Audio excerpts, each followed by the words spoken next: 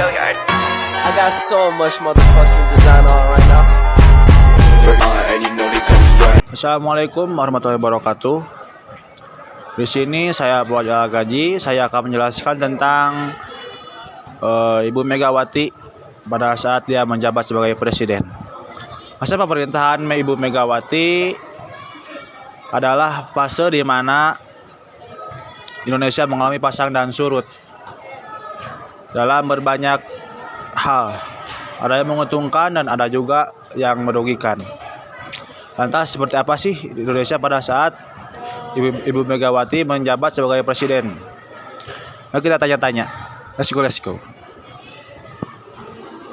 akan cari teman-teman kita yang menanya. Kayak saya akan ditanya. Halo, bolehkah saya bertanya? Ya, boleh. Seberapa tahu sih kamu tentang Ibu Megawati? Salah. Oh ya udah gak apa. Dan apakah kamu tahu bagaimana Indonesia pada saat Ibu Megawati menjabat sebagai presiden pada saat itu? Amburadul kata dia guys. Baik, kita tanya lagi. Tanya ke terus guys. Sisi saja. Halo Pak, bolehkah saya bertanya? Seberapa tahu kamu tentang Ibu Megawati? Sedikit tahu, menurut saya Ibu Megawati itu pemerintahan yang cukup baik pada masanya, karena pada data yang saya pernah baca, beberapa ekonomi tentang Indonesia itu naik juga inflasi juga tidak terlalu tinggi. Lalu tapi untuk sekarang setelah menjadi Ketua Umum PDI Perjuangan, menurut saya dia terlalu memiliki kekuasaan yang terlalu besar sehingga susah untuk dikendalikan oleh polisi ataupun aparat. Sangat jelas ya dia menjelaskan. Terima kasih. Apakah kamu punya nama? Dengan siapa nama kamu? Saya Muhammad Taufik Hidayat. Saya Taufik dari kelas 1 guys. Catat. Oke. Boleh kita bertanya lagi. Seberapa tahu kamu tentang Ibu Megawati? Yang saya tahu Ibu Megawati adalah presiden kelima dan dia adalah ketua PDIP. Dan juga saya mau menanya lagi. Apa kamu tahu bagaimana keadaan Indonesia pada saat dijabat oleh Ibu Megawati?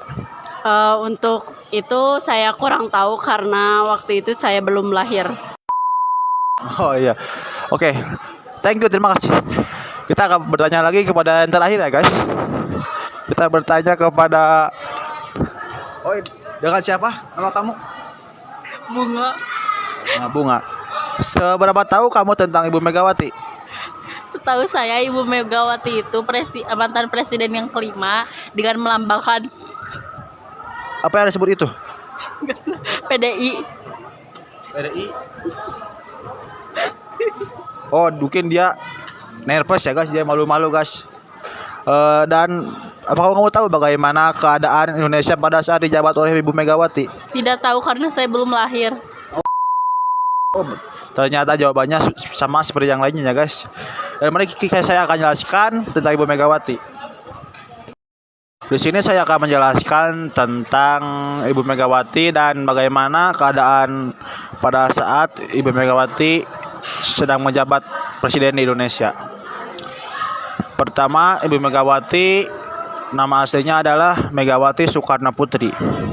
Dia menjabat di Indonesia pada tahun 2001 sampai 2004. Dia adalah Ketua Umum PDIP dan dia pertama menjabat pada saat dia mengadakan sidang istimewa pada tahun 23 Juli 2001. Dan keadaan Indonesia pada saat itu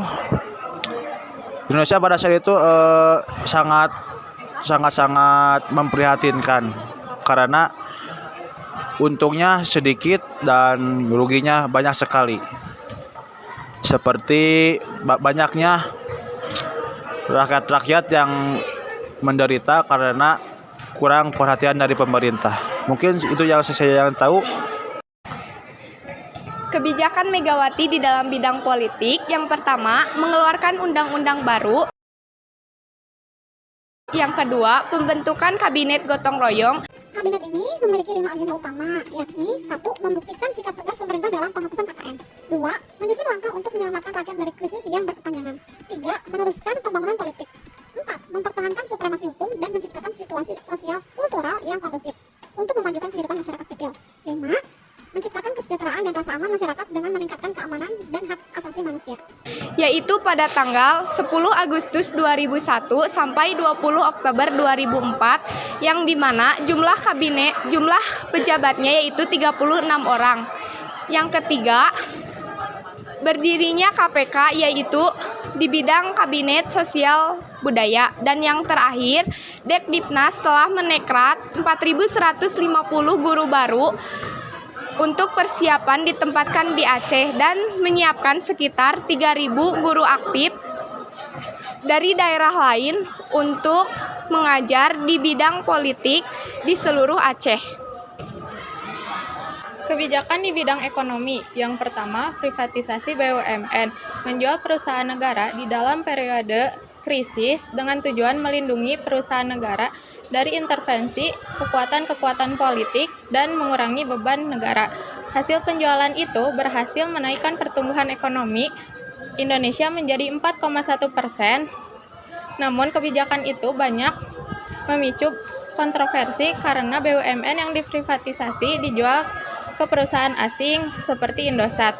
Dijual seharga 4,6 triliun kepada Temasek Holding Company BUMN Singapura. 5 tahun kemudian, Temasek menjual saham Indosat kepada Qatar Telecom dengan harga mencapai 3 kali lipat. Kebijakan outsourcing. Kebijakan ini banyak diprotes oleh para buruh karena dianggap tidak menjanjikan. Mereka tidak mendapatkan tunjangan pekerjaan seperti karyawan pada umumnya, dan waktu pekerjaannya pun sangat bergantung pada kontrak. 3. Mempermudah sistem perkreditan. Sistem ini adalah sebuah sistem ekonomi yang membolehkan atau mengharuskan konsumen untuk menyicil bayaran sebuah barang. Sistem ini sangat merugikan rakyat Indonesia karena rakyat Indonesia dilatih untuk berhutang. Nah, bunga yang dikeluarkannya juga sangat besar.